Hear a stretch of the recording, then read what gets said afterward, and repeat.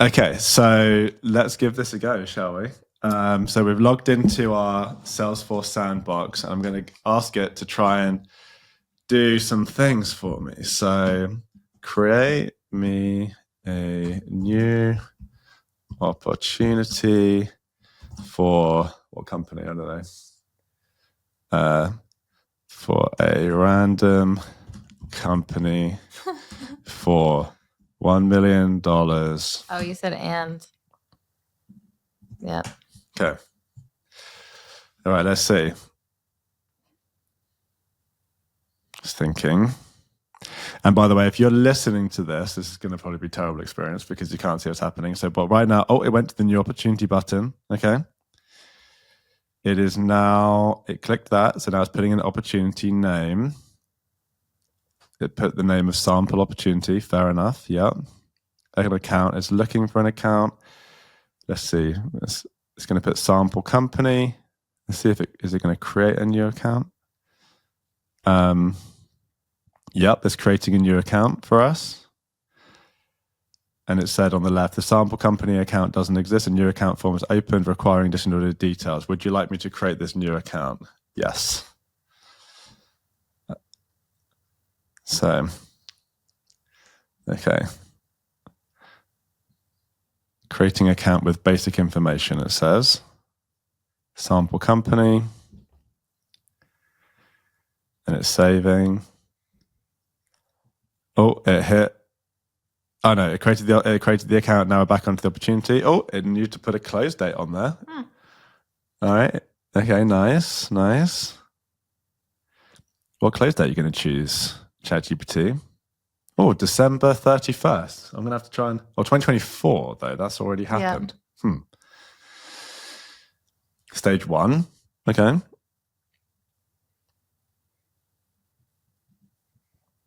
It's looking at the rest of the opportunity page to see if it needs to put any... Oh, it's looking for... Oh, it didn't put a value on there. Mm-hmm.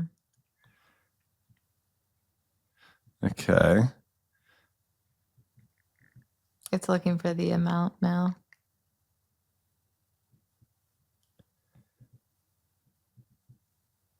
I think it's going to try and do it. Okay, it's going back to edit.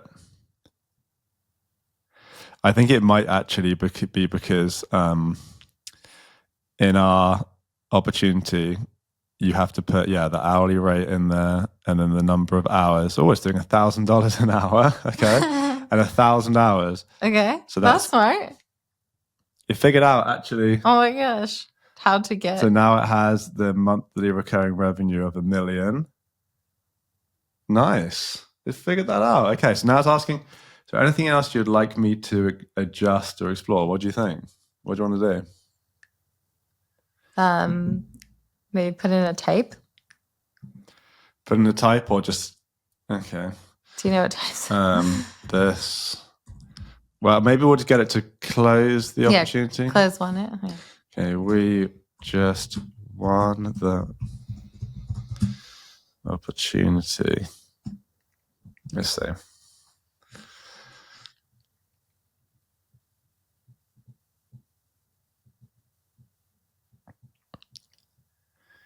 All right, so it's gone back into the opportunity. It's choosing the stage.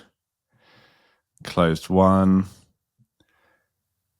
The opportunity stage is set to closed one. Yeah, you can do that. Yep.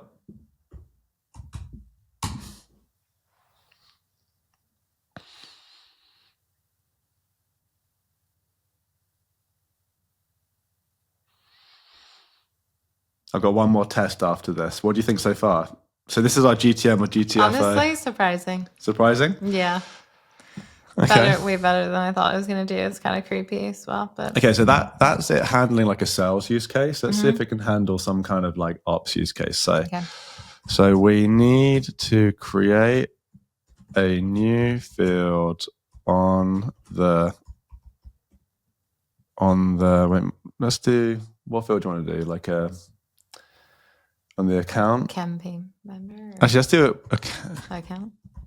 On the account object for like account target, target account tier A, B, C. All right, let's see.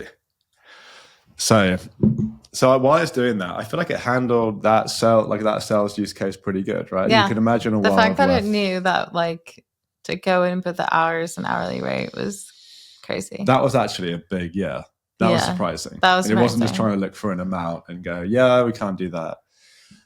That was actually really good. So you can imagine a world where you're in Slack and you just go, I just won this up, or can you just change this up to and it just does it. It makes me feel like the future of sales is gonna, and maybe just like everything almost is gonna be like dictation based. Like instead of clicking, potentially. Like you just say something and it'll just go and find the best way of doing it. Yeah, or even like it's gone to the account object and it's adding a field. Sorry to interrupt. Yeah, no, it's just like they'll be able to just basically talk at their screen of like what they want. It's choosing a pick list. So I said A, B, or C. I was thinking, okay, will it choose a pick list for this field? This is kind of a little bit scary, actually. It is a little bit, yeah. Okay. Mm-hmm.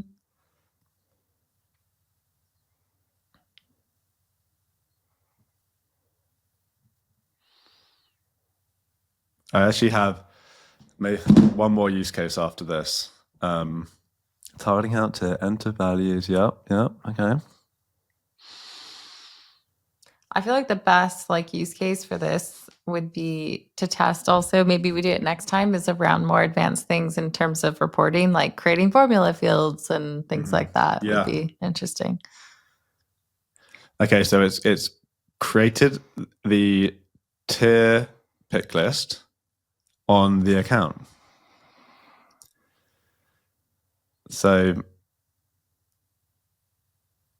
what's it doing now? Where's it going? Is it going to go show me? It's looking for its field that it just created. Has been added. Would you like any further? There it is. Can they add it to the page layout? Is that too much? Well, I was thinking to try and create a flow. Just like a simple flow, like, okay, when a new account is created, set tier to A or something just like really simple like that. Okay. Can you set up a flow that when a new account is created with an value, I don't know what our industry values are in here. Maybe I'll just say with any industry value, the tier is set to A. Okay, let's see how it does with this. Okay, it's thinking. So those of you that are just listening to this, you should probably go over to our YouTube channel and check this out. This is pretty cool, isn't it? Yeah. Well, so maybe while I was doing this, I do think that, so this is obviously the worst it's going to be, but I think it's probably a good reminder that for those of us in operations, we need to be thinking about like the overall architecture, like the really complicated things, like how you work with stakeholders, how you gather requirements, all of this kind of stuff, because some of this just like button clicking it will be, yeah. 100%. Okay, so it's gone to Flow Builder. It's doing start from scratch. It's doing a record, a triggered flow.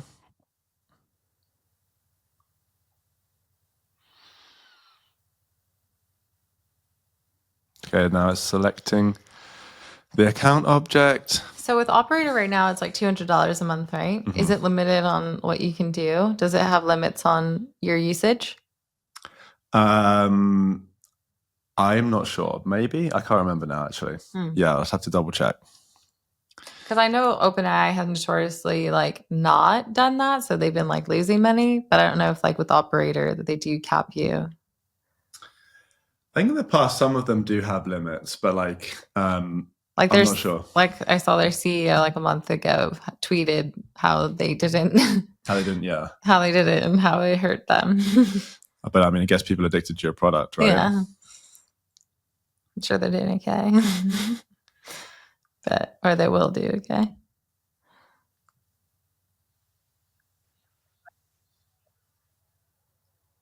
Oh, okay. Claire, our producer's got an answer to that question. What's the answer, Claire?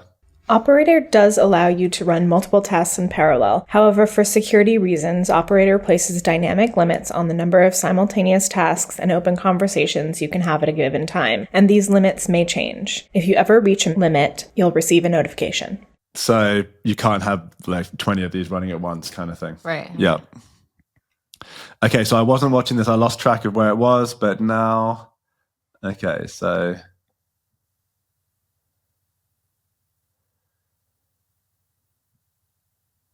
So it's adding the step to update records.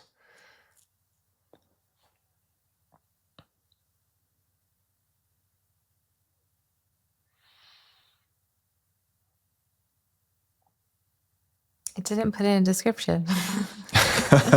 Like every other person. It knew you don't need to do that. Yeah, no one does this. There's no content on the internet with anyone saying to label well and put good descriptions in. Okay. All right. So we're nearly here. What I might do next is I'll get it to then create an account and show us it working. Okay. Yeah. Okay, it's activated. All right, what's it going to come back and tell us? Is it going to... The flow is set up and active. It will automatically set the target account tier to A when the new account is created with an industry ID. Do you need further... Yes, show me it working by creating an account. Then I want to see a report showing the account and its tier. Okay, last thing here. So I want to show it working, create an account, and then so when it creates the report, I want to see, does it add the right column? Does it how does it group things? So let's give it a second here. What's it doing? It's using back button to return. So I click.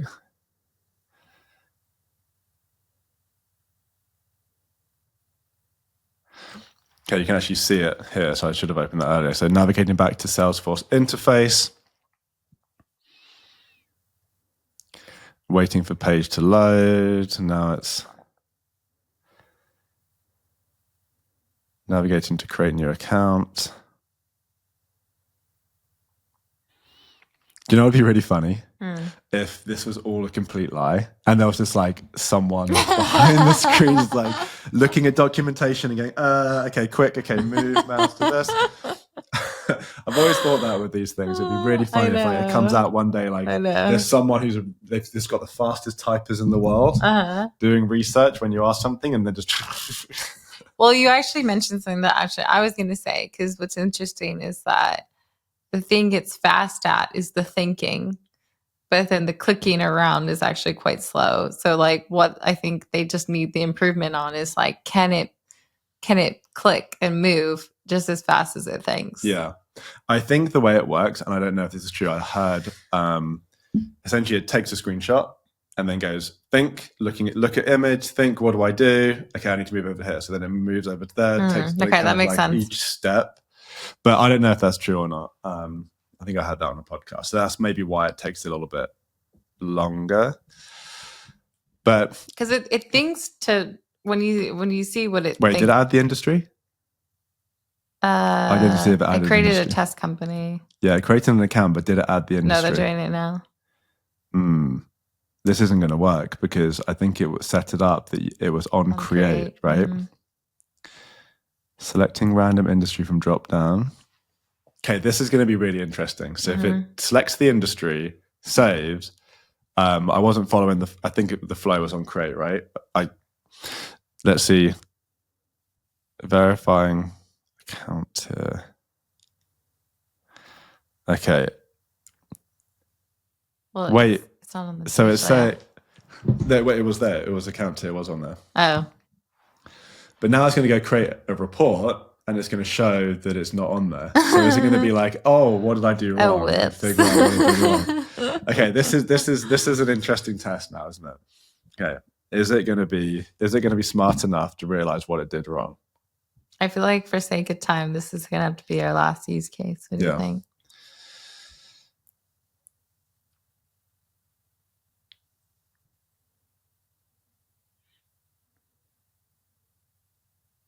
Targeting a tier empty.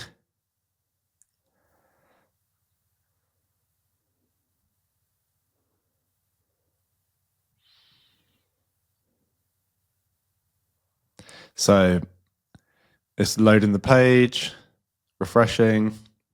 Now it is, it refreshed an unsaved report. Oh, now I just went back to the report page. Okay, so now it's getting a bit confused here, guys.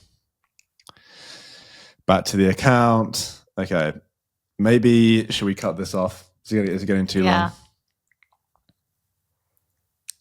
Maybe we should go into our last topic and chat about that while this kind of spins around in circles for a bit. Yeah. Because now it's going back into the flow configuration, so this might be a while. All right, our jobs are saved. I was thinking though, technically we should have been more descriptive and said like, can you create me a before save flow where No, you want to be, you don't want to have to give it. Yeah, that's true. Right? But I think for right now, realistically, you need to be that prescriptive. Anyway,